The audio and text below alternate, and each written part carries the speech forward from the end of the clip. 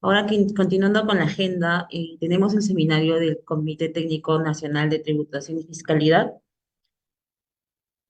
por lo que invitaría también a los ponentes, al señor Johnny, al señor Julio, que puedan prender sus cámaras. Listo, y sus audios también. Entonces, voy a proceder a hacer la presentación de quien estará a cargo de la moderación, el doctor contador público colegiado Julio Enrique Pacheco Torres, ¿no? Cuya trayectoria incluye, él es contador público y abogado por la Universidad San Pedro, magíster en contabilidad con mención en tributación, egresado de la maestría en Derecho de la Empresa por la Pontificia Universidad Católica del Perú y doctor en Administración por la Universidad César Vallejo. Cuenta con más de 25 años de experiencia profesional en el sector privado, es paz decano del Colegio de Contadores Públicos de Ancash y miembro del Comité Técnico de Tributación y Fiscalidad. Bienvenido, doctor. ¿Cómo está? ¿Qué tal? Buenas noches, muchas gracias por el pase. Bueno, un saludo cordial a todos los contadores públicos del Perú, a nombre pues de la Junta de Decanos y del Comité Técnico Funcional Nacional de Tributación. En esta ocasión tenemos, la oportunidad de organizar este evento, este seminario, ¿no? Relacionado a un tema de tributación internacional, en el cual, pues, como sabemos, es un tema bastante especializado y que más tener un excelentísimo profesional como el colega Johnny Esquivel, quien tiene muchos años, de experiencia en esta parcela de la tributación. Bien, como sabemos, el tema de la tributación internacional pues conlleva, un mayor análisis, creo, si no me equivoco, en comparación a otras parcelas, en la medida que aquí estamos ante contienda de jurisdicciones en algunas ocasiones, dada que las transacciones económicas que hoy día se llevan entre diferentes estados se ha intensificado, ¿no? Y por ello, pues hoy día nos acompaña nuestro colega Johnny Esquivel Aguilar, quien lo he encontrado bastante vinculado con la Universidad Católica del Perú. Él es docente, también ha tenido, creo, la inquietud de migrar hacia el derecho, porque tiene las maestrías en derecho, bastante interesante, tiene experiencia, ha sido gerente de impuestos en Nokia Perú. Me parece también, estimado Johnny, disculpa que te tutee, me parece que también has estado en PricewaterhouseCoopers, me parece. Sí, también me parece que has estado ahí, también ha tenido años Sí, sí, de... Así sí, es, hemos estado en Price. claro. Y bueno, docente pues en la misma Universidad Católica y en la UPC. Bien, estimado colega, te doy el pase para que nos ilustres un poco pues con este tema relacionado a la tributación internacional, con temas de riesgos en la sustentación de las operaciones realizadas con proveedores no domiciliados. Adelante, Johnny. Gracias, Julio. Buenas noches a todos. Gracias a la Junta por la invitación, la oportunidad de dirigirme en este viernes, su semana aniversario, y para hablar un tema que, como ya lo mencionó Julio, que tiene que ver con las operaciones internacionales. Un poco le denominé a esta charla o conversatorio de un poco de hablar de riesgos, ¿no? Porque muchas empresas al día de hoy probablemente, y claro, después de la pandemia, ¿no? Inclusive en la pandemia, tuvimos que muchas empresas, emprendimientos probablemente usar las redes sociales, por ejemplo, ¿no? Para un poco incentivar la venta de nuestros productos y a lo largo de los años hemos seguido, ¿no? Y muchos de estos servicios, por ejemplo, algunos de ustedes seguramente probablemente como personas o como empresas han tenido que recurrir a Zoom, por ejemplo, la herramienta que estamos usando en este momento para estar conectados. Por ejemplo, LinkedIn, ¿no? Algunos de ustedes, seguro la mayoría debe estar en LinkedIn, De repente alguno ha conseguido trabajo gracias a LinkedIn, que en algún momento yo lo hice, ¿no? Vi un aviso en LinkedIn de una empresa que estuvo buscando un gerente de impuestos. Entonces, obviamente las empresas, por ejemplo, TikTok también, cuando uno entra a TikTok, son los más jóvenes sobre todo, ¿no? Vemos publicidad, ¿no? Obviamente nos venden a través de las redes sociales publicidad. Entonces, hay alguien o hay una empresa en el Perú que está pagando ese servicio. Entonces, si yo pago ese servicio, pago, por ejemplo, a Facebook para promocionar mi producto, promocionar un curso, un evento. La pregunta es, oye, ¿eso tiene algún efecto tributario en el Perú? ¿Yo debo retener algún impuesto? ¿Debo pagar algún tributo? Un poco algo de eso vamos a conversar en esta noche, ¿no? En estos minutos que vamos a estar aquí conectados. Vamos a empezar entonces, a ver, ¿dónde está por aquí? Bueno, esto le he titulado un poco riesgos de operaciones con no domiciliados. Como ya lo dijo Julio, bueno, estoy ahora en el Departamento de Ciencias Contables de la Universidad Católica, ¿no? Como docente en el área de tributación. Y bueno, compartiendo experiencias tributarias aquí con los futuros profesionales. Justo ayer estuvimos en una ceremonia de grabación, así que bastante motivados también por eso. A ver, en el tema de los no domiciliados hay que recordar algunos conceptos, ¿no? Hay que recordar que, por ejemplo, las personas naturales o las personas, los domiciliados, cualquiera de nosotros, tributamos por nuestra renta de fuente mundial. O sea, la que obtengamos en el Perú como la que obtengamos en el exterior. ¿De acuerdo? Nuevamente, personas domiciliadas, sean personas naturales o empresas, tributamos por nuestra renta de fuente mundial. Las que obtengamos en Perú, las que obtengamos fuera. ¿Qué pasa con los no domiciliados? Van a tributar en el Perú, pero solamente por sus rentas de fuente peruana. Entonces ahí la tarea es identificar cuándo estamos ante una renta de fuente peruana. Y los criterios de vinculación en nuestra legislación, básicamente, como hemos visto, está el domicilio y también la fuente de la renta. Y eso está regulado, quien quiera revisarlo en mayor detalle más adelante, artículo 6 de la ley del impuesto a la renta.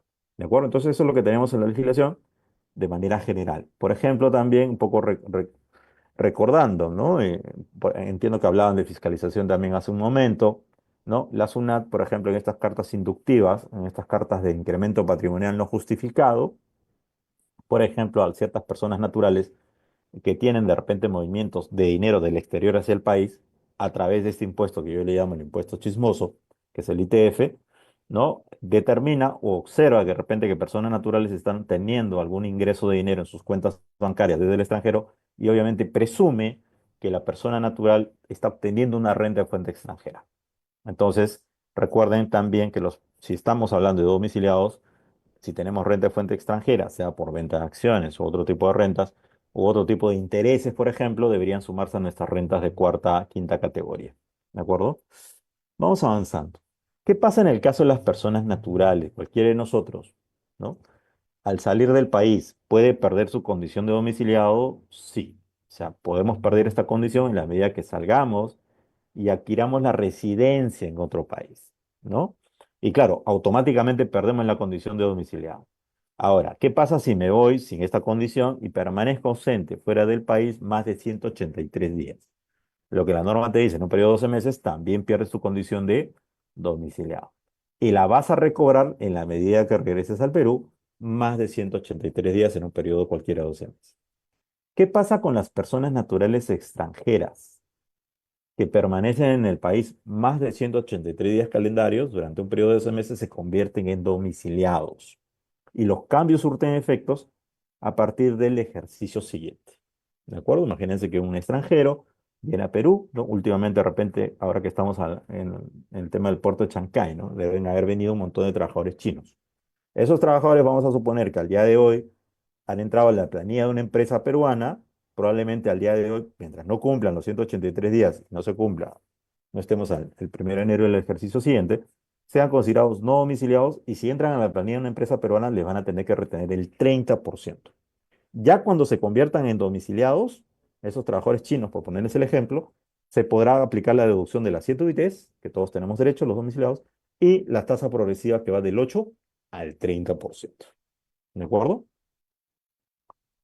Ahora bien, yo decía, hay ciertos criterios que tiene la legislación peruana para determinar si una renta con un no domiciliado, que es un poco el foco de lo que vamos a conversar ahorita, es renta de fuente peruana o no. Hay ciertos casos en los cuales se utiliza, ¿no?, el tema de la presencia física en el caso de ciertos bienes, capitales o actividades, como vamos a detallar en unos segundos. En otros casos, si el pagador de la renta es un domiciliado, va a ser considerado renta de fuente peruana, por ejemplo, las regalías. Y en otros casos, el criterio va a ser la utilización económica. Por ejemplo, vamos a conversar rápidamente de la asistencia técnica, ¿no? Perú normalmente es un país importador de capital y también somos importadores de ciertos conocimientos especializados. Eso, de acuerdo a la norma peruana, en la medida que sea utilizado económicamente en el país, puede ser considerado una asistencia técnica y la legislación peruana dice, esa asistencia técnica debería estar grabada con 15% de impuesto a la renta. No interesa dónde se preste. Si se presta en el Perú, es renta de fuente peruana, o perdón, se utiliza económicamente en el país, es renta de fuente peruana. Para fines prácticos nos vamos a centrar en lo que está en rojo, por ejemplo, regalías, ¿no? Si una empresa peruana paga regalías a una empresa del exterior, va a ser renta de fuente peruana en la medida que se utilice económicamente o el pagador sea un domiciliado, ¿no? ¿Qué pasa en el caso de dividendos? Si una empresa peruana tiene accionista a una empresa que está en Argentina, que está en Panamá, etcétera, le tiene que retener dividendos porque si el pagador es domiciliado, esa renta por dividendos es renta de fuente peruana. Ah, ya. Y en todo caso, comento lo siguiente. En el caso de regalías, la tasa de retención es el 30%. ¿Ya? En el caso de dividendos, la tasa de retención es el 5%. ¿De acuerdo? Y vamos a lo que sigue después. Actividades civiles, comerciales, empresariales o de cualquier índole. Y ojo con esto. Dice, en este caso, renta de fuente peruana, en la medida que se lleven a cabo en el país. O sea, tiene que venir los trabajadores del no domiciliado, de la empresa no domiciliada, a prestar el servicio en el Perú para configurar renta de fuente peruana. ¿De acuerdo? O sea, si ese servicio, actividad civil, empresarial, comercial, se presta en el extranjero, no es renta de fuente peruana. Por ejemplo, un servicio de hospedaje. Yo me voy a Miami, ¿no? Mando a mis trabajadores a Miami a que hagan una capacitación. Ese servicio de hospedaje que lo brinda un hotel en Miami, por más que se dé a mis trabajadores, no es renta de fuente peruana, porque se presta en el exterior. ¿De acuerdo? O sea, no va a haber ninguna retención que hacer en el Perú. Contrario sería que de repente viene en el exterior a hacer una, vamos a suponer, un servicio de marketing, ¿no? A la empresa peruana, ese servicio de marketing, vienen los vendedores, viene el gerente de ventas, etcétera, podría calificar como una actividad civil comercial y en la medida que se desarrolle en el Perú, renta de fuente peruana. Y la tasa de retención, 30%. ¿De acuerdo? ¿Qué pasa con el trabajo personal? ¿No? De repente contratamos a un expositor, ¿no? De repente la Junta de Decanos contrata a un expositor de fuera y lo trae a Perú. ¿Le tiene que retener o no? Bueno, en la medida que haya un pago de por medio, el trabajo personal va a ser renta de fuente peruana en la medida que el servicio se lleve a cabo en el país. O sea, tiene que venir a Perú.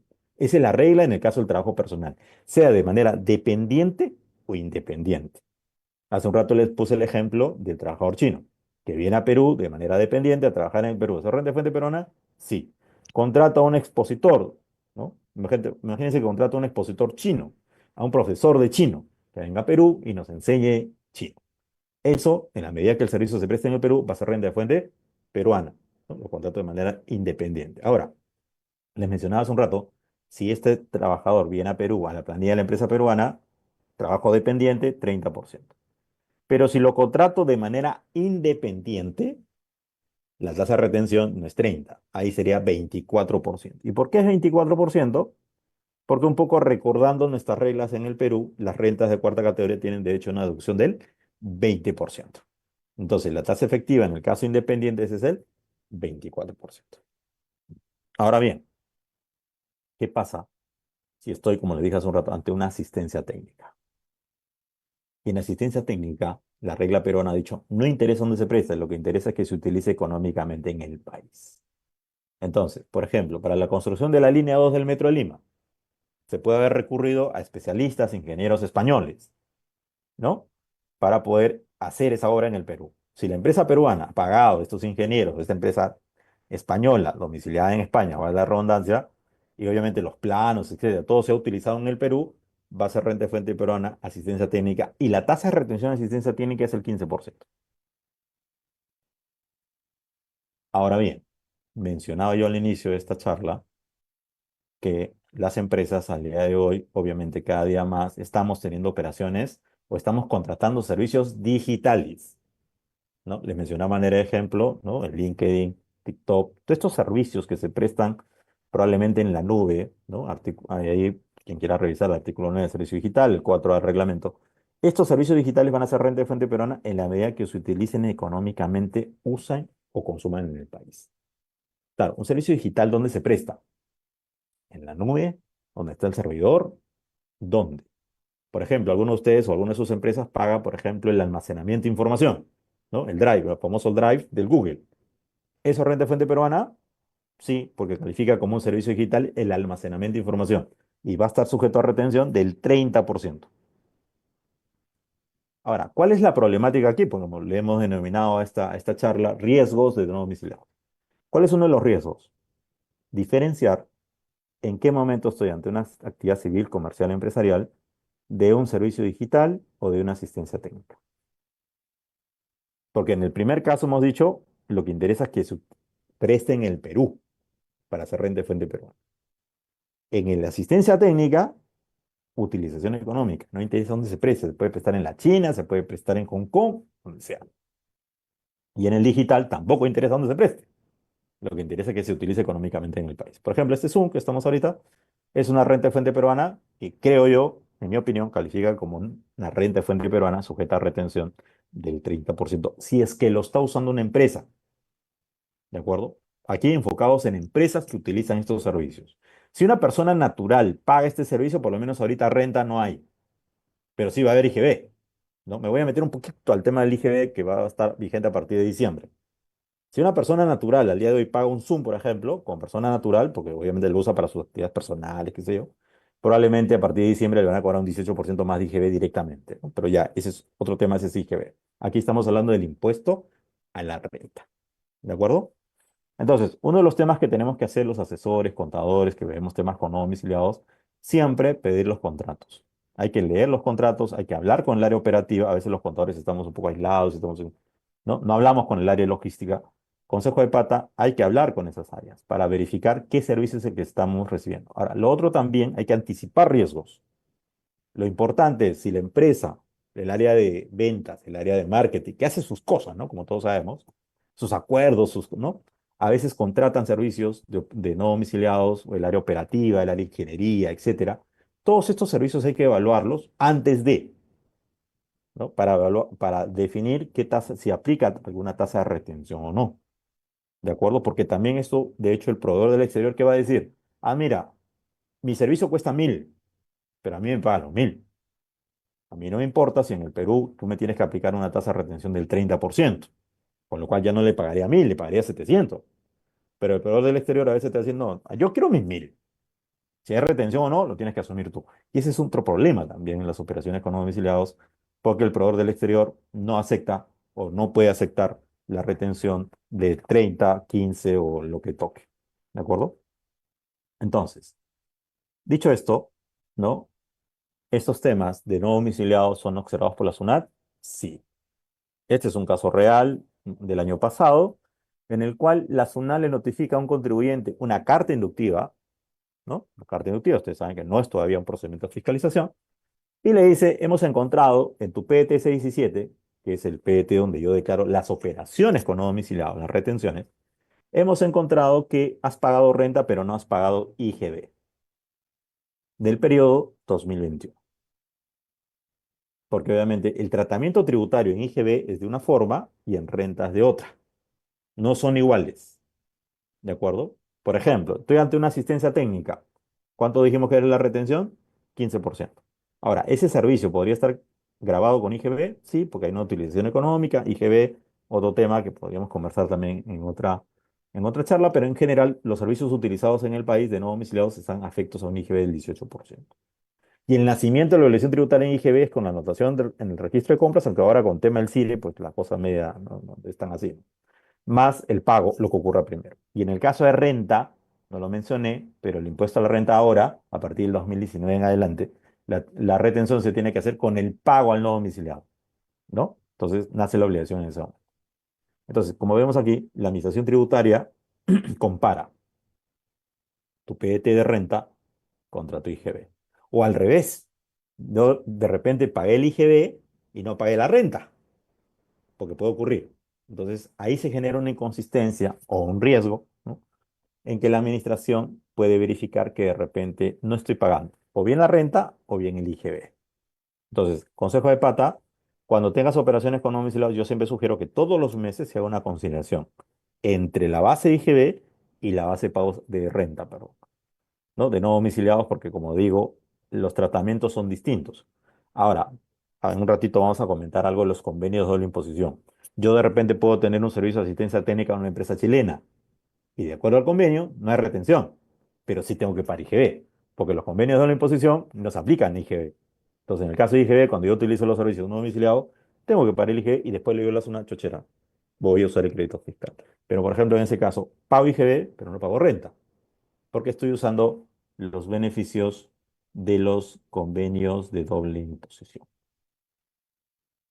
Un tema de discusión, ¿no?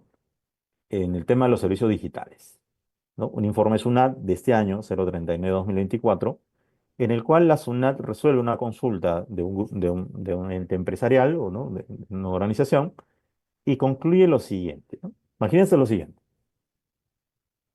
Yo ahorita estoy en Lima, ¿no? Estoy aquí en la Católica.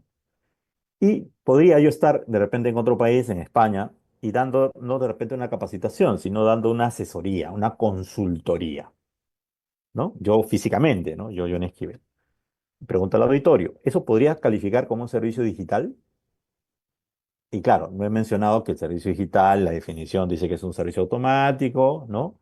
Que se presta por internet y que no es viable en ausencia de la tecnología de la información. O sea, todos podríamos decir, no, pues digital tiene que ser automático. Sin embargo, la SUNAT en este informe, en el caso, por ejemplo, del mantenimiento, ¿no? Dice, para efecto del impuesto a la renta, van a disculpar que lea un poco el informe. Para efecto del impuesto a la renta, califican como servicios digitales y por ende se encontrarán grabados con el impuesto a la renta los servicios de soporte técnico que no sean necesariamente automáticos. Dos puntos. Y brindados en línea a través de una plataforma electrónica, mediante la cual los usuarios del servicio plantean consultas que son atendidas por técnicos mediante la misma plataforma o por correo electrónico. Dos, los de consultoría prestados por una persona a través de videoconferencia o por correo electrónico en la medida que se utilicen económicamente, use o consuman en el país. Lo cierto es que el artículo 4A del reglamento de la ley de impuesto a la renta dice que, ¿no? Un servicio de consultoría brindado por videoconferencia, por correo, es un servicio digital. Pero ojo, no es esencialmente automático, ¿no? Porque como le decía yo hace un rato, hace un momento, poniendo el ejemplo, si yo estuviese en España dando una consultoría, ¿no? Yo no, sino imagínate que contratas a un experto en España sobre algún tema en particular y te da el servicio por Zoom o por correo, según SUNAT, eso califica como un servicio digital, por más que no sea esencialmente automático. ¿Basado en qué? En que en el artículo 4A del reglamento dice, son servicios digitales estos, mantenimiento de software, almacenamiento en la nube, y hay un detalle ahí de servicios que califican de acuerdo al reglamento como servicios digitales. Entonces, esto de hecho ha venido un poco a trastocar lo que en algún momento teníamos como regla, que para hacer el servicio digital tiene que ser automático. De hecho, también hay pronunciamientos del Tribunal Fiscal en el sentido que tiene que ser esencialmente automático el servicio digital, pero sin embargo tenemos, como repite este informe de la SUNAT, que de alguna manera, bueno, cada empresa, cada asesor tendrá que coordinar internamente qué decisión va a tomar, ¿no? Porque, claro, dirían los amigos, los colegas abogados, hay argumentos, ¿no? Para defender que estos servicios no son digitales, pero es un tema a considerar si es que por A o B tienen este tipo de servicios en sus empresas. Alguien podría decir también que, bueno, los informes UNAM no son fuente del derecho, etcétera, pero solamente vinculan a la administración, pero obviamente en una fiscalización, un auditor de la SUNAT va a aplicar este informe, ¿no? Ahora bien, hace un rato mencionaba yo que el proveedor del exterior te va a decir, chochera, o sea, a mí, si en el Perú hay un impuesto que pagar, un impuesto a la renta, a mí me pagas completo. Y suele ocurrir, ¿no? Que a veces la empresa peruana asume el impuesto a la renta. Entonces, hay una regla en el artículo 47 de la ley de impuesto a la renta que te dice que el impuesto a la renta asumido de un tercero no es deducible, ¿no? O sea, en el artículo 47 de la ley existe la regla que dice que el impuesto a la renta asumido de un tercero no es deducible. Pero pone una excepción. Te pone la excepción de los créditos, de los intereses, ¿no? O sea, si yo, por ejemplo, contrato con una empresa del exterior un préstamo y los préstamos, los intereses son renta de fuente peruana, porque ese dinero lo voy a usar en el Perú. Entonces, yo pacto con la empresa del exterior, puede ser un banco, puede ser otra empresa, que voy a asumir el impuesto a la renta de no domiciliado. Ese caso sí es deducible, porque está como una excepción a la regla, ¿ya? Ahora, esto también me permite comentar lo siguiente. Muchas empresas, decíamos al inicio, pueden estarle pagando a Facebook, a Google, pueden estar pagando ciertos servicios con su tarjeta de crédito o de débito. Entonces, normalmente cuando yo pago, por ejemplo, a estos proveedores del exterior, de repente pago $100 y automáticamente me cargan la tarjeta, ¿no? O sea, $100 y ya está. No, no hay forma de pagar la retención o de retener el impuesto, porque automáticamente ellos me cobran mis $100 y me lo cargan y me estoy de cuenta, ¿no? O sea, no hay nada. Entonces, ahí uno tiene que tomar una decisión también, ¿no? El 30% de estos 100, por ejemplo, un servicio digital, ¿lo asumo o no lo asumo? Y si lo asumo, es un gasto no deducible. ¿Qué pasa si no lo asumo? Más adelante vamos a hablar de las infracciones y sanciones. Porque si tú no haces la retención, tienes una infracción, ¿no? Ahorita vamos a hablar de las infracciones y sanciones. Entonces, igual ahí hay un tema de decisión qué hacer con esos 30%. Claro, depende del monto también, ¿no? Pero igual hay un riesgo, creo yo, en algunos pagos de no domiciliados, ¿no? Que hacen ciertas empresas y que por A o B no se hace la retención. Y ahí en todo caso la pregunta es, ¿la asumo o no la asumo? Perú, vamos a entrar un poco a comentar rápidamente el tema de los convenios, ¿no? Perú tiene pocos convenios de doble imposición, ¿no? Tiene con Chile, con Canadá, con Brasil, con México, con Suiza, Corea del Sur, Portugal, Japón. Está en camino el CDI Perú con Inglaterra o Reino Unido, ¿no? Que entiendo ya está firmado, tema de ratificación. Y está en negociación, entiendo, el CDI Perú-China, ¿no? O sea, dado todas estas inversiones que tenemos en las empresas chinas, está en camino el CDI o el convenio de la imposición con China. Ahora, estos convenios que están acá arriba normalmente privilegian ¿qué cosa? El país de residencia. O sea, privilegian que se pague impuesto a la renta donde reside la empresa que está brindando el servicio. Después tenemos la decisión 578 que agrupa países de la Comunidad Andina, Perú, Colombia, Ecuador y Bolivia. ¿Ya? Entonces, en el caso de los convenios de arriba, por ejemplo, ¿no? Yo le decía hace un rato, asistencia técnica, hemos dicho que la tasa de retención es 15, pero si yo celebro el contrato con una empresa chilena, la tasa de retención es cero. Hay un artículo especial que llama el artículo 7 de beneficios empresariales que te dice que ese servicio solamente va a estar grabado en Chile y ya no en el Perú. Entonces la retención es cero. ¿De acuerdo? Sin embargo, ¿qué pasa si yo contrato un servicio digital, por ejemplo, con Brasil? El CDI con Brasil tiene un protocolo que te dice que servicio digital, trátalo como regalía, que haya una retención por lo menos mínima del 15%. O sea, no es que no haya retención. Y ahí se habla de una tributación compartida. Pongo otro ejemplo. Este, Ripley de Perú le paga a Ripley de Chile por regalías, ¿no? De nuevo, repito, Ripley de Perú le paga a Ripley de Chile regalías, ¿no? Por uso de marca. Eso califica como una regalía, valga la redundancia, y lo que establece el CDI Perú-Chile es que en el caso de regalías la tasa de retención en el Perú no debe superar el 15%. O sea, de hecho va a estar grabado en Chile, ¿no? Pero sí, va a estar grabado en la fuente, o sea, en el Perú, una tasa no mayor del 15%. Entonces, y así, hay varios servicios, estos que hemos conversado, ¿no? Actividades empresariales, digitales, asistencia técnica, que pueden tener una tributación o bien exclusiva en residencia o tributación compartida, ¿de acuerdo? Y en el caso de la decisión 578, el criterio es la fuente. Va a grabar impuesto a la renta donde esté la fuente de la renta. Entonces, por ejemplo, ¿no? Yo contrato una empresa colombiana que me brinda un servicio de asistencia técnica. Como hemos dicho, la asistencia técnica no interesa donde se preste. Entonces, como la fuente de la renta en ese caso va a estar en el Perú, la tasa de retención va a ser 15%. Pero ¿qué pasaría? O sea, sí le retengo, porque la fuente está en el Perú. ¿Cómo se evita la doble imposición en el caso, en el segundo caso? Lo que dice la decisión 578 es que el otro país, en este caso Colombia, ¿no? Deberá considerar ese ingreso exonerado del impuesto a la renta. ¿De acuerdo? Ahora, ¿qué pasaría si es al revés?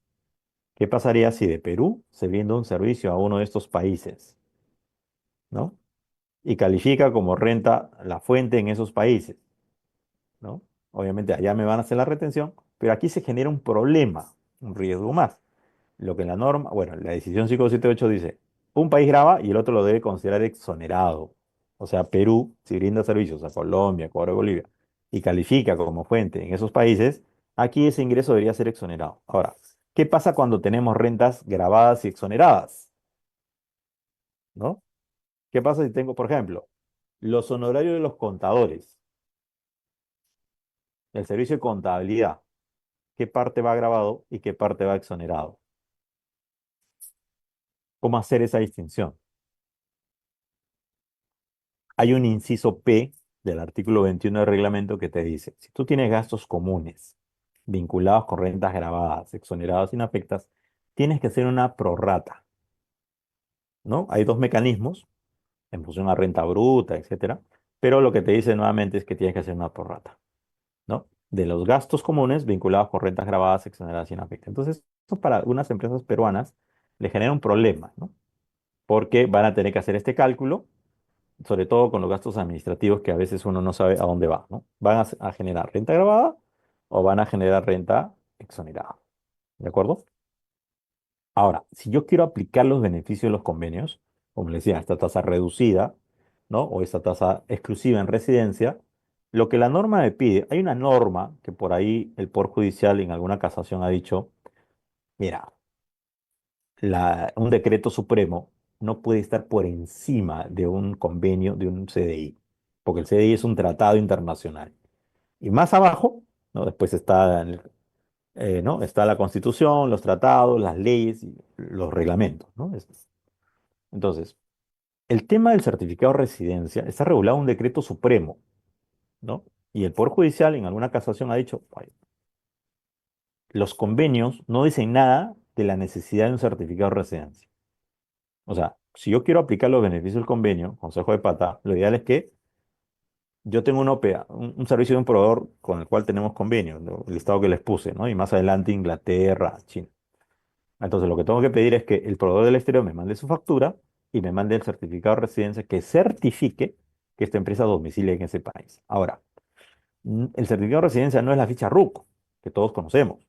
No es que, simplemente mándame la ficha RUC de esta empresa que domicilia en Brasil, en Chile, en Canadá, sino que es un documento que tiene que emitir el fisco de ese país, donde certifique esta empresa es domiciliada en este país de tal fecha a tal fecha.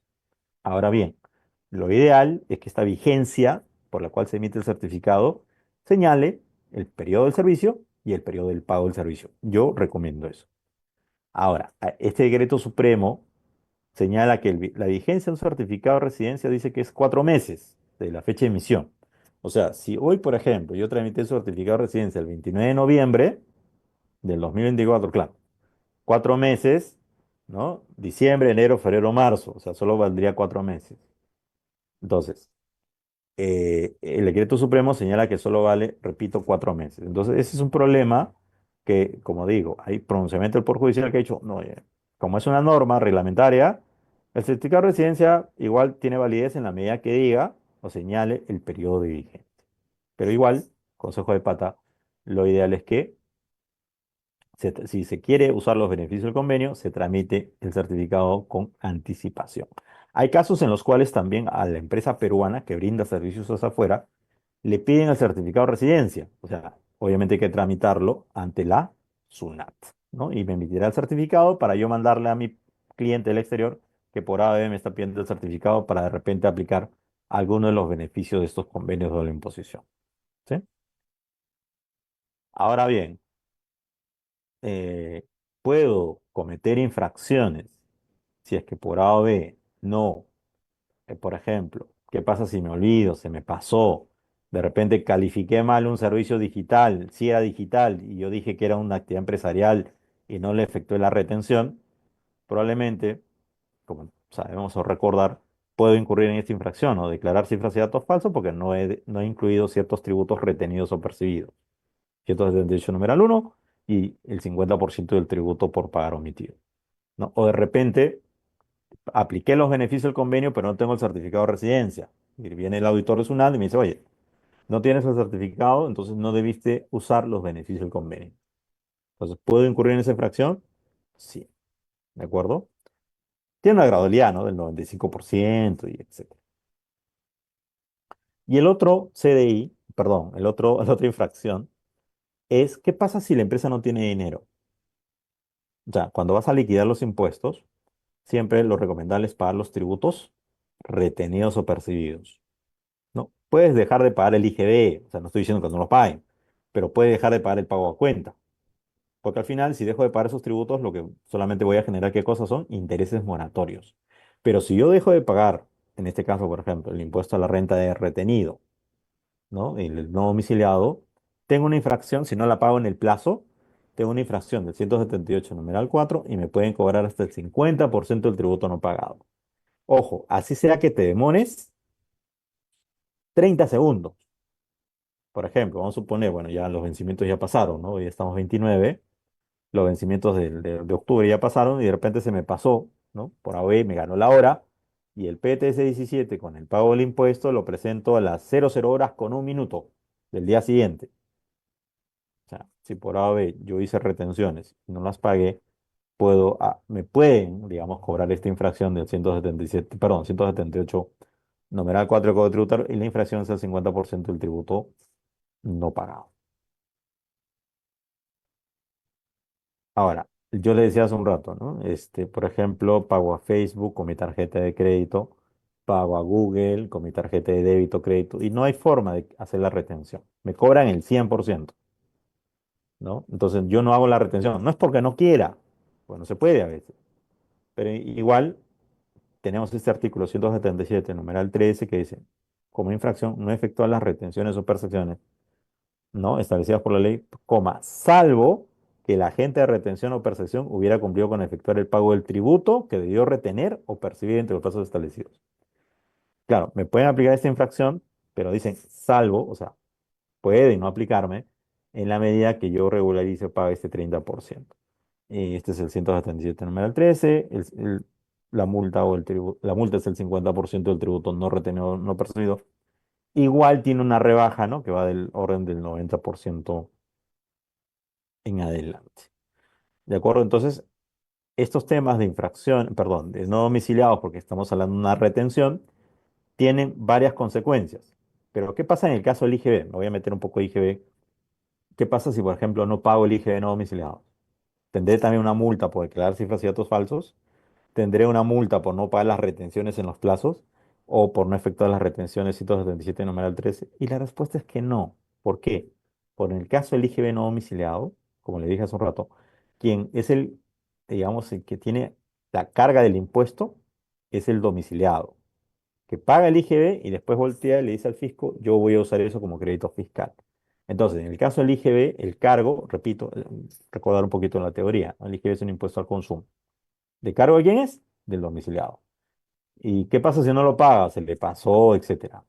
Lo que tendrá que hacer es regularizar el pago pagando el interés moratorio. ¿Va a tener alguna infracción?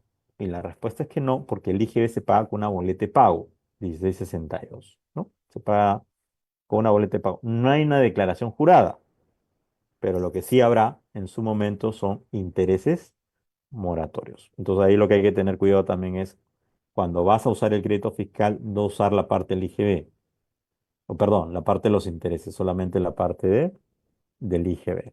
¿De acuerdo? Entonces eso también es una diferencia en el caso de no domiciliados de IGB con renta. En renta sí hay que tener mucho cuidado porque es retención.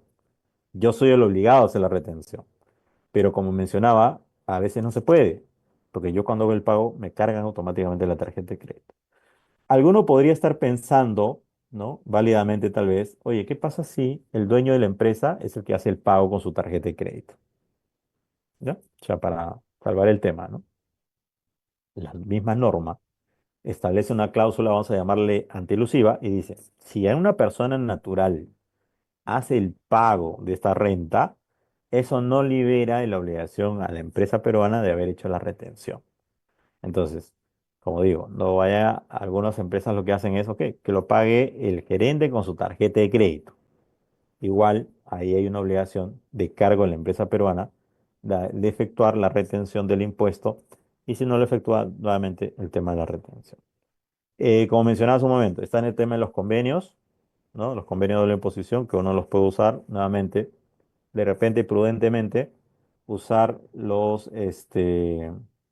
tramitar con anticipación el certificado de residencia ante el fisco de ese país, si uno de alguna manera quiere hacer uso de los beneficios de los convenios, ¿no? Entonces, eso también es importante, ¿no? La tramitación del certificado, cumpliendo la regla, claro, como hemos dicho, hay pronunciamientos a favor de los contribuyentes en el sentido del plazo de vigencia, en el sentido de la necesidad de un certificado, pero sabemos todos que una fiscalización la SUNAT me va a decir, ok, si no tienes certificado, debiste aplicar la retención. Y como también mencionaba, es importante, si estoy ante operaciones con no domiciliados, analizar en qué servicio estoy. Estoy en asistencia técnica, digital, si se usa en el Perú, va a haber un impuesto. Si estoy ante una actividad empresarial, civil, comercial, va a ser renta de fuente peruana en la medida que en la medida que el servicio se preste en el Perú. ¿De acuerdo? Ahora, ¿podría una persona natural brindar un servicio, ¿no? ¿Podría una persona natural brindar un servicio de asistencia técnica? Sí. Hay un informe SUNAT que dice que una persona natural ubicada en algún lugar del mundo, ¿no? Podría brindar un servicio de asistencia técnica y con tasa de retención del 24% porque lo califica como un servicio independiente, ¿no? Entonces, hay empresas, ¿no? Por ejemplo, pongo el ejemplo, ¿no? De Chancay, ¿no? O sea, de hecho, empresas locales que pueden estar contratando trabajadores no domiciliados chinos, por ahora no domiciliados. Mientras sea no domiciliado y está en mi planilla, 30% de retención. A partir de que cumple los 183 días y a partir del 1 de enero del año siguiente, ahí lo puedo tratar como domiciliado, ¿no? Por ejemplo, sin ánimo de entrar en polémica, podemos estar molestos con el tema futbolístico. Por ejemplo, Fossati, ¿no? Que todos sabemos es uruguayo, al día de hoy probablemente esté considerado como domiciliado, ¿no? Porque ya tiene más de 183 días, ¿no? Inclusive ya pasó más de un año. Entonces, él, por ejemplo, en el Perú ya es domiciliado, por más que sea uruguayo. Y si tiene rentas en Uruguay, las tiene que declarar también aquí. Y probablemente si es que el fisco uruguayo tiene ciertas reglas para, para declarar o considerar que hay rentas generadas allá que deben tributar allá, bueno, tendrá que tributar allá lo que le corresponde. ¿De acuerdo? Entonces, eso un poco para temas prácticos, ¿no? Por ejemplo, sin ánimo de salir un poco del tema futbolístico. Por ejemplo, Pizarro al día de hoy es no domiciliado. Pero ¿qué pasa si una empresa peruana le paga por un derecho de imagen, hacer una publicidad, una regalía? Eso es renta de fuente peruana y la empresa peruana tendrá que hacer la retención. ¿De acuerdo? Entonces, es un poco repasando lo anterior. Eh, ¿Qué más decir? No sé si hay preguntas del auditorio sobre este tema que, bueno, que he tratado un poco de correr por el tema del tiempo, pero Este, Johnny, disculpa que te interrumpa aquí en un tema. La verdad que he denotado bastante precisión digamos, y bastante didáctica en el tema de esclarecer cómo es que se tributan las operaciones que de alguna manera revisten carácter internacional, ¿no? He visto y creo que coincidimos, está bastante claro que en el tema de los convenios se tributa en el país o en el estado de residencia, ¿no? O sea, se privilegia la residencia y en el caso de la comunidad andina se privilegia el criterio de la fuente. Entonces, es bastante interesante el tema de los convenios, ¿no?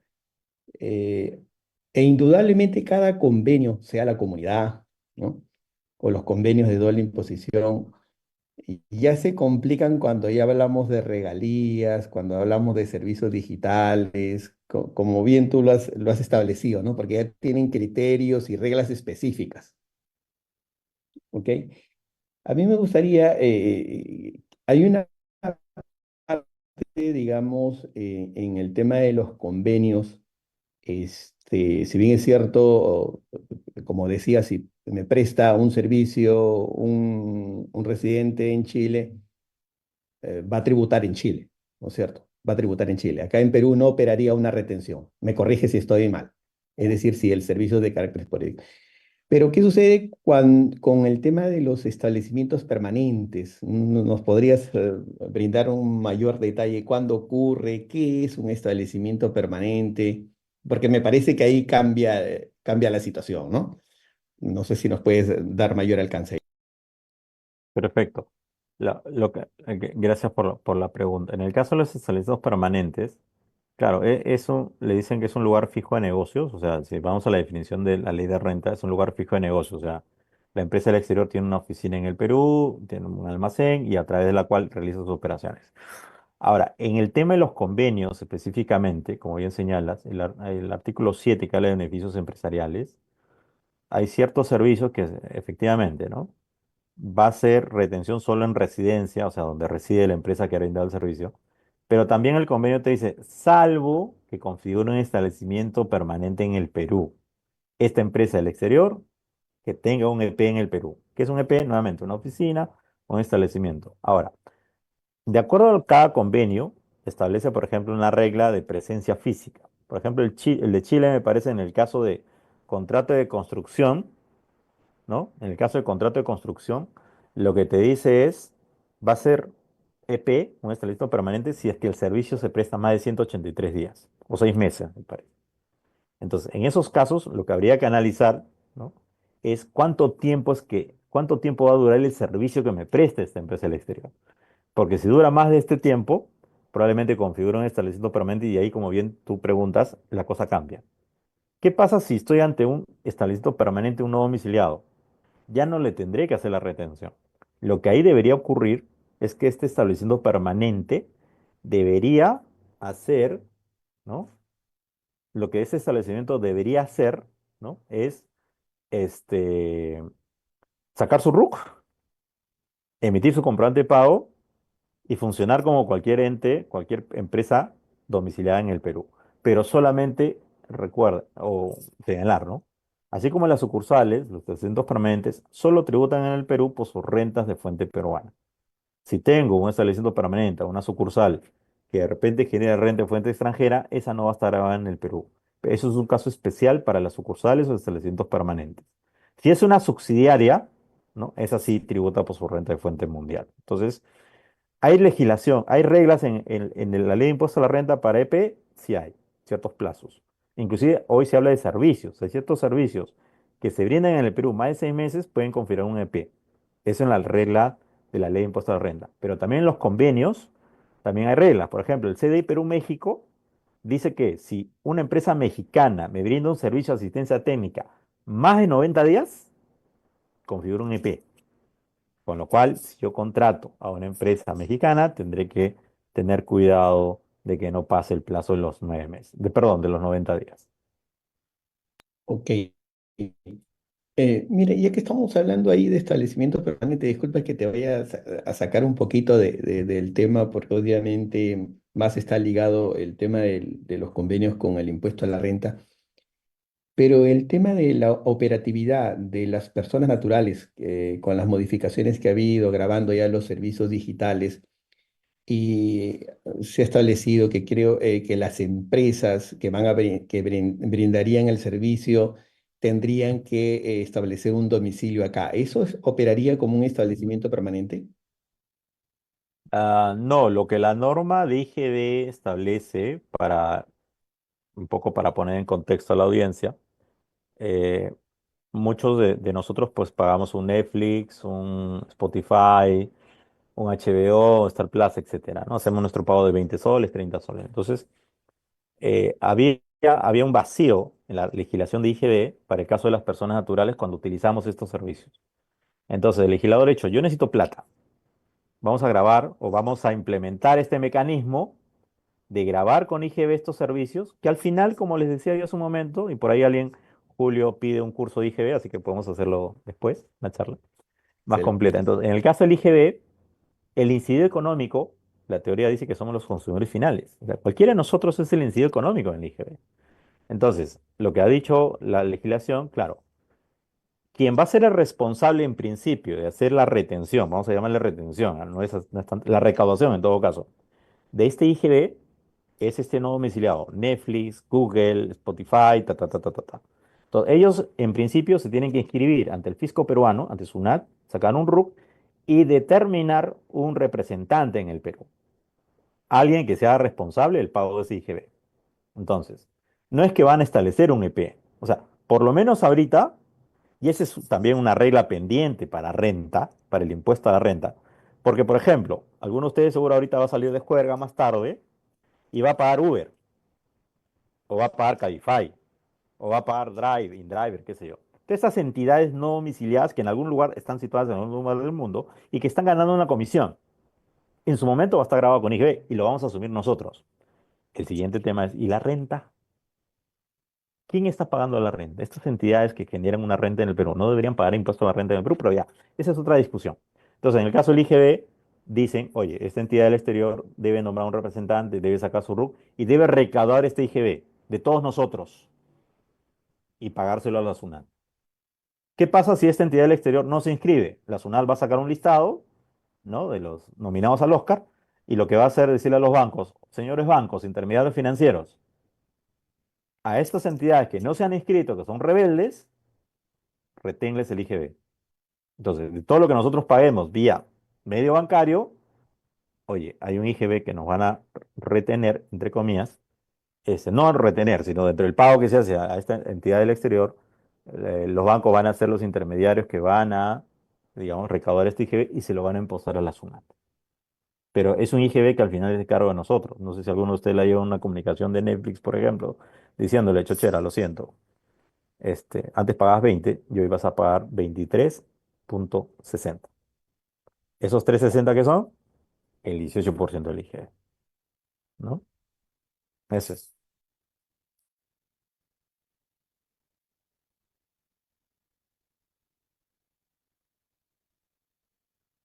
Claro. Tengo un problemas con el internet, pero sí me copias, ¿no? Johnny, ¿me copias? Ok. Este, Ya te copio, ya eh, te copio. sí, está bastante claro, valga el término, está bastante claro que es complejo el tema de las operaciones internacionales. Ha habido un caso fuerte que no hace mucho, no hace mucho, respecto, creo que fue a Telefónica, ¿no? Respecto a un servicio satelital. Mm, Que debían haberle hecho las retenciones a una empresa, digamos, no domiciliada, que alquilaba su satélite, ¿no? Y ujú. creo que salió una deuda bastante cuantiosa, creo que fue para Telefónica. No sé si tú nos podrías brindar mayores alcances sobre cómo fue ese caso. Sí, o sea, el tema es bastante polémico porque, claro, o sea, el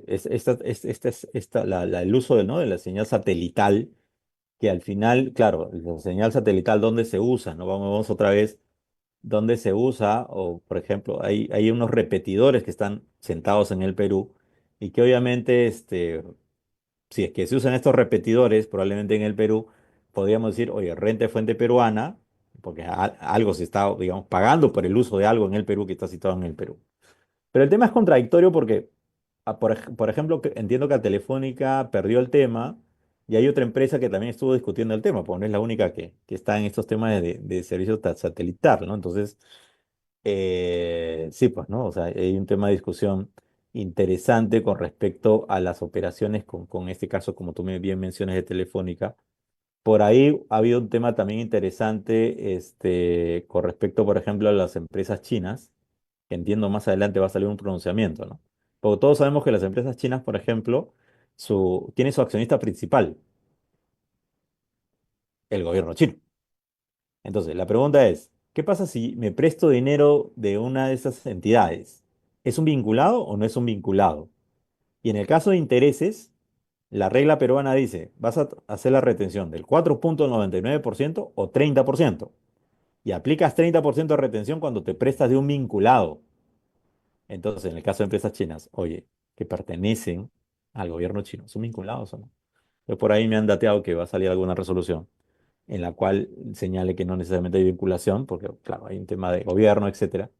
Vamos a ver qué se pronuncia, ¿no? Entonces, como tú bien señalas, en el tema de no domiciliados es un tema interesante. Ahora, otro tema, aprovecho ya la pregunta, que tiene que ver con también el tema de telecomunicaciones, ¿no? El uso, el abuso de los convenios, ¿no? Que le llaman el treaty shopping.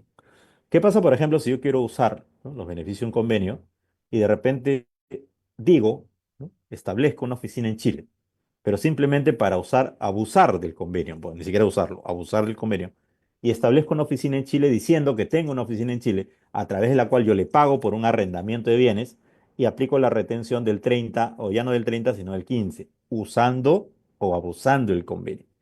Y hay un caso en el cual la SUNAT, ¿no?, curiosamente ha hecho un cruce de información con la SUNAT de Chile y donde establecen que efectivamente, esto es como lo de los sujetos sin capacidad operativa, ¿no? Que entiendo la mayoría ya debe más o menos conocer el tema. O sea, han determinado que esta entidad que está, entre comillas, funcionando, domiciliada en Chile, no tiene presencia económica, o sea, no es nada, simplemente es un cascarón y que simplemente se estableció para hacer uso o el abuso de los convenios. Entonces, o sea, el tema del abuso de los tratados también ya está siendo observado por la Administración Tributaria, ¿no? Eso debe ser bien tranca, poderlo fiscalizar, ¿no? Entonces, porque es una triangulación, ¿no? Más sofisticada, Claro, por ¿no? eso es que ahora se habla mucho o sea, hoy, por ejemplo, tenemos Perú que quiere pertenecer a la OCDE, a la Organización para la Cooperación y el Desarrollo Económico. Es un alumno bastante aplicado, ¿no? Resulta que, digamos, implementa todas las recomendaciones. Por ejemplo, este límite, si me salgo un poquito de no domiciliado, este límite del 30% del EBITDA, de los intereses, es una regla, acción 4 de BEPS, que se ha tomado de la legislación peruana, de la legislación o de las recomendaciones de la OCDE. Este tema del marco inclusivo, Perú, ¿no?, quiere pertenecer, está dentro de todos estos acuerdos. Hay un marco, ¿no?, un convenio marco que se está modificando, inclusive los convenios se van a modificar. Y también existe el tema del intercambio de información, ¿no? Los fiscos a nivel mundial empiezan a intercambiar información y obviamente para detectar este tipo de cosas, ¿no? El abuso de tratados o rentas que de repente no se están declarando en un país y deberían declararse en otro. Sí, pues, ¿no? En algún momento va a llegar eso, ¿no? Claro. El caso de Shakira y de Messi serían violación de alguna manera a los principios BEX, podrían ser, algunos, ¿no? Sí, sí, podrían ser algunos porque eso se llama, los BEPS hablan de una planificación fiscal agresiva. Entonces, la idea de BEPS, o sea, que es, digamos, la erosión de la base fiscal, por ahí alguna de las acciones, no recuerdo ahorita, pero es combatir la planificación fiscal agresiva, ¿no? De ahí está, como bien señala Julio, el caso de Shakira puede ser un ejemplo, el caso de Messi, ¿no? El caso de Shakira, por ejemplo, de decir, yo no radico en España, yo radico en Andorra o en otro país, pero ese era evidente, ¿no? Que ella que digamos, tenía todos sus intereses vitales, sus hijos estaban en España, etcétera, en ese momento, y obviamente el fisco español dice, oye, tú estás generando una renta, pues, ¿no? Regalías, los conciertos, todas esas rentas, probablemente con las reglas de la legislación española similares a las nuestras, donde dice, los domiciliados tributan en este país por su renta de fuente mundial. ¿Qué significa? Los que obtenga en España, los que obtenga afuera. Entonces, lo mismo podría haber pasado con Messi, ¿no? Messi crea una entidad que le cede supuestamente su derecho a imagen, esta entidad que domicilia en un paraíso fiscal, ¿no?, donde cobra todas estas regalías. Entonces, oye, tratando de sacarle la vuelta a la norma. Ojo, revisen los esquemas elusivos, ¿no? De los esquemas de alto riesgo, un poco la charla de hoy era riesgo. Revisen en los esquemas de alto riesgo, hay algunos casos vinculados con operaciones con no domiciliados, ¿no? Por ejemplo, este tema de la triangulación, que el fisco ya lo vio, pues, ¿no? Entonces, obviamente lo va a observar. Entonces, estos casos de Shakira, no solamente Shakira, de Messi y otros jugadores más y artistas, que van jugando con sus domicilios, ¿no? Para un poco salir del campo de aplicación del impuesto a un determinado país que donde de repente es caro, ¿no? Por eso existen, ¿no?, los paraísos, algunos dirían, por eso existen los paraísos fiscales, ¿no? Porque existen los infiernos fiscales. Entonces, por eso es que algunas personas o entes que consideran que no deben tributar o tributan demasiado se van alocando. Ahora, hablando un poco de eso, la legislación internacional, ya que hablamos de fiscalidad internacional, está cambiando o se vienen lo que se llaman los pilares unidos. Pilar 2 tributación mínima del 15% para entidades multinacionales. Y el pilar uno de alguna manera, hacer que, por ejemplo, estas entidades tipo Google, Microsoft, o que generan rentas en varios países, se dejen algo, ¿no? En esos países donde está la fuente de la renta. Vamos a ver qué pasa más adelante, esto es cambiante, ¿no? Lo único constante es el cambio. Y probablemente más adelante tengamos algunas reglas que vayan a cambiar con respecto a las operaciones con domiciliados. Mientras tanto, lo que hemos conversado y dependiendo de cada empresa, de cada tipo de empresa, la idea es que planifiquen, ¿no? Estos impuestos que por A o B les toque pagar y no esperar a que venga la administración tributaria, una fiscalización y se encuentren que no han pagado el impuesto a la renta o el IGB, ¿no? Y les apliquen alguna contingencia, alguna multa que en algunos casos se salta, ¿no? Por ejemplo, en el caso de la asistencia técnica, no lo mencioné, pero recordar que si el servicio es mayor a 140 OITs, se requiere el informe de una sociedad de auditoría que certifique que es un servicio de asistencia técnica en la medida que el servicio cueste más de 140 OITs. Ahora, la norma no dice 140 OITs por contrato, por año, por mes, por proveedor, no lo dice. Entonces, ahí también a tomar en cuenta ese punto. Johnny, te traslado una preguntita así rapidito que quedó pendiente acá de la colega Ana Dale, dale. Sánchez. Dice, si he pagado a Facebook por publicidad y he obtenido clientes a los cuales vendo de forma recurrente, ¿puede considerarse como un activo intangible? A ver, ¿qué dices? Lo que entiendo es que, Si he claro, el pagado a pago, Facebook, dale, dale. entiendo que se referirá a la cartera de clientes que sea intangible, porque el pago a Facebook sería una operación normal de corte Es un internacional servicio, que habría que ¿no? evaluarla en base a un Ujú, servicio, sí. claro. Es un Bien, servicio igual, como he mencionado al inicio, sujeto a retención, ¿no? ok. Creo que continúa otra exposición, creo. ¿O no? ¿Sabes algo? No, no Ah, ve bien. no, Porque no, creo no que sé, la verdad. tenemos hasta No, claro, no sé. ok, porque si no. Bien. Este, y finalmente, creo para ir cerrando, como no nos dicen nada, este, cuando para el impuesto a la renta hay temas de retenciones que de alguna manera se tendrían em, que pagar. Cuando las operaciones están sujetas a retención hay que pagar, ¿no es cierto? Las operaciones del exterior si están sujetas a retención. E incluso tú nos comentaste que habían multas y que tú no pagas la retención, ¿no es cierto? La Ujú. pregunta es, si tú no pagas la retención, no cumples con hacer la retención y no la pagas, esa operación o dicho comprobante lo podrías utilizar para deducir gasto. Yo diría que sí, ¿no? O sea, sí, sí podría ser un gasto deducible. De repente podríamos discutir si Ujú, el 30%, si el 100% o solo el 70%, ¿no? Porque, claro, hay una regla hoy, a partir del 2019, que dice que en el caso de operaciones con no ujú, domiciliados, sobre todo servicios, para ser deducible tiene que estar pagado al vencimiento de la declaración jurada anual. Y claro, si yo del 100% ujú, pagué a mi proveedor el 100% va a ser reducible. Si le pago el 100% todo va a ser reducible. Si le pagué el 70 y los 30 me lo quedé, no le pagué, bueno, esos 30 podría ser no deducible, ¿no? Bajo esa regla, ¿no? De que va a ser deducible lo que esté pagado al no domiciliado. Entonces, va a depender de cada caso en particular, ¿no? bien, bien, Johnny, te agradezco en nombre de- de la Junta de Decanos de los Colegios de Contadores Públicos ¿no? Del Perú, que hayas tenido pues la gentileza de compartir parte de tu tiempo, a lo mejor ahí la agenda la has tenido que apretar.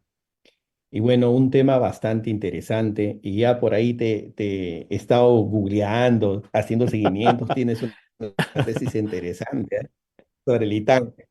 Y Mm, gracias. aparte de recomendar a los colegas que nos acompañan en estos momentos, también agradecerles e indicarles, me parece que tú vas a dar una charla con en Educa relacionado a no domiciliados, creo también. Bueno, si puedo hacer el Este, cherry, no me molesto.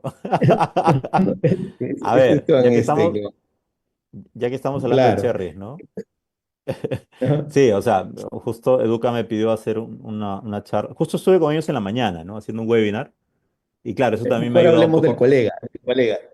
Ya, No, mejor hablemos del colega, de Sánchez Villacorta, nuestro colega Luis Sánchez, ¿no? de acuerdo. Claro, Entonces, con él sí, sí. Entonces, justo en la mañana estuve en un webinar con sus seguidores, un poco hablando de este tema, ¿no? De no domiciliados y también eso de alguna manera ha ayudado a hacer esta charla. Entonces, sí, voy a hacer un curso con ellos de no domiciliados, creo que son 4 fechas. Así que, Ujú. nada, cordialmente invitados. Y ya que estamos en el momento de Cherries, yo Ah, aprovecho en invitarlos porque aquí en la facultad estamos haciendo un curso de tributación para emprendedores que sí, inicia sí, sí. el martes 3. Así que nada, los que estén interesados, por ahí creo que les puse mi correo al final de la exposición. Y si no, se los pongo por aquí. O les pongo, a ver, les voy a poner mi correo a la universidad si alguno está interesado en ese curso. Sobre todo, denme un Tú sabes segundo. que nosotros también somos empresa, ¿no? Y nuestro insumo de compras es el conocimiento, ¿no? Tenemos que comprar mercaderías. ¿Y nuestra mercadería cuál es? Los cursos, ¿no? Porque eso es lo que vendemos, ¿no? Vendemos conocimiento, ¿no? Claro, o sea, y yo Y los felicito a los eso que se están trata. conectados un viernes a estas horas del Claro. partido. Es viernes, el cuerpo lo sabe. Pero nada, son temas, a mí me gusta mucho el tema de no domiciliados, ¿no? Es un tema en el cual lo sigo siguiendo. Hace poco presenté un trabajo en Valencia sobre justamente el teletrabajo, ¿no? Porque hay un Ujú, tema, ¿no? Con los trabajadores que se van, o sea, que hacen la labor de teletrabajo en el extranjero. O sea, yo puedo, empresa peruana, tener un trabajador y de repente se va a trabajar a Costa Rica. Por ejemplo, en Costa Rica tienen un régimen especial que dicen, señores trabajadores, vengan a Costa Rica, señores nómades digitales les llaman, ¿no? Vengan a Costa Rica, trabajen aquí. Y por las rentas que obtengas fuera, no tributes nada en Costa Rica. Lo que ellos quieren es que vayan a Costa Rica y trabajen ahí, consuman ahí, bla, bla, bla.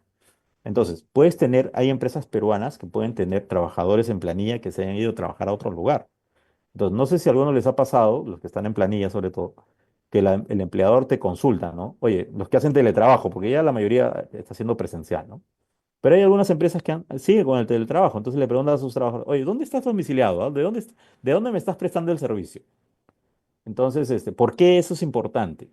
Porque yo le dije al inicio, los domiciliados tributan por su renta de fuente mundial.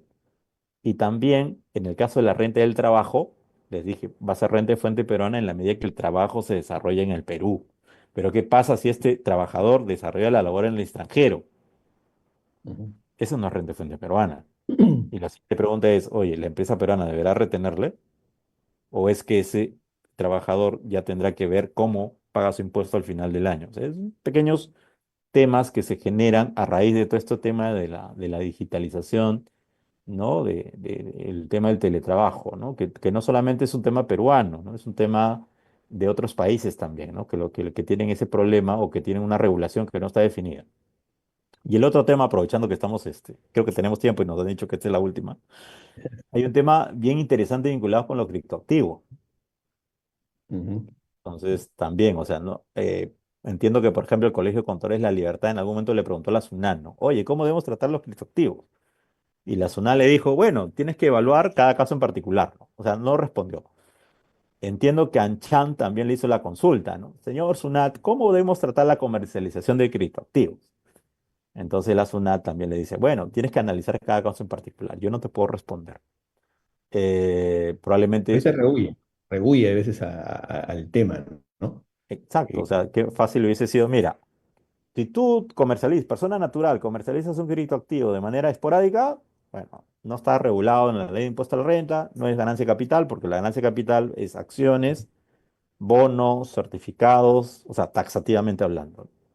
Ahora, si tú te dedicas a comprar y vender, habría que evaluar pues la habitualidad, ¿no? Entonces ya estás haciendo negocio. Entonces ahí es otra cosa. Entonces, ya sí, hay ciertos temas en la legislación que todavía están pendientes, ¿no? Justo también hoy día, hablando de la agenda, a las 4 tuve una sustentación de tesis sobre temas de influencer, ¿no? ¿Cuál es la tributación de los influencers, ¿no? Hay un informe de SUNAT que dice que es tercera, Sí. pero ¿realmente todo es tercera? ¿O hay algo que puede ser primera? No sé. Entonces, Eso lo dejamos para los doctrinarios de la Cato. sí, sí. No, porque hay un buen desarrollo. Ahí también está eh, Bueno, algunos de Luis repente aquí, Iván, aquí en ¿no? sala, claro, Es un aquí de doctrinario repente, a morir. aquí en sala de repente alguno está buscando el tema de tesis, se los recomiendo, ¿no? O sea, Claro. para No, su posgrado, para su maestría, qué sé yo. Hay temas sí. interesantes. Tú tienes la maestría en Derecho de la Empresa, pues, ¿no? Y ahí he visto, pero tu tesis es vinculada a tributación, ¿no? Sí, o sea, me permitieron, digamos, hacer una tesis, claro, mi perfil es más Claro, ahí tributario, sí te ¿no? permite, claro, total. Entonces, justamente hice justamente ese tema del ITAN, ¿no? De la NI 16, ¿no? Que para mí es un tema, ¿no? Porque por más que la SUNAT dice en sus informes, la base del ITAN o la NIF, el activo de derecho de uso es base del ITAN, yo pregunto, realmente, o sea, el cuestionamiento que hago en mi tesis, quien lo quiera revisar, está ahí en internet, es acceso abierto. Yo digo, oye, pero ese activo de derecho de uso, o sea, lo que yo reconozco como activo de derecho de uso, no es un activo mío, es un activo del arrendador. Que yo por temas contables tenga que reconocer un activo de derecho, eso es otra cosa. Y es más, la SUNAT en su informe dice, ojo, ese activo de derecho de uso de base y tal, y no te puedes descontar la depreciación, porque Ujú. es una depreciación contable. Ah, o sea, cuando te conviene sí es, no te conviene no es. Claro, mi tesis no dice eso, ¿no? Pero sí, pues, ¿no? Yo cuestiono que esos informes de la SUNAT con respecto a la base del ITAM, ¿no? Claro, alguien podría cuestionar si, bueno, pero es ITAM, o sea, lo pago y después lo uso como crédito, o sea, eso también. Pero Pero sí, igual ¿no? O se sea, desembolsa. Igual se desembolsa, ¿no? claro, hay un dinero, ¿no? Y es más, si hablamos de un ITAM que es supuestamente temporal, pero ya tiene sus años, ¿no? 20 Claro. años por lo menos. Entonces, sí, Sí, pues. impuesto temporal, todavía dice, ¿no? mm. Bien, Johnny, carambas, que ya nos van a... Sí, sí, Llegó Sunat. ya nos está poniendo la tarjeta amarilla, ya. Está bonita la conversación, pero creo que ya. No, Oye, está un bien. gustazo, ¿ah? Un No, gustazo, creo que. igual manera.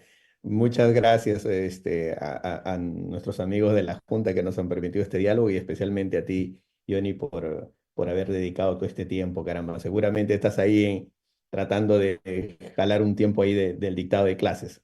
Bien, muchas gracias y un gusto conocernos por esta vía. Muchas gracias, señorita. Gracias.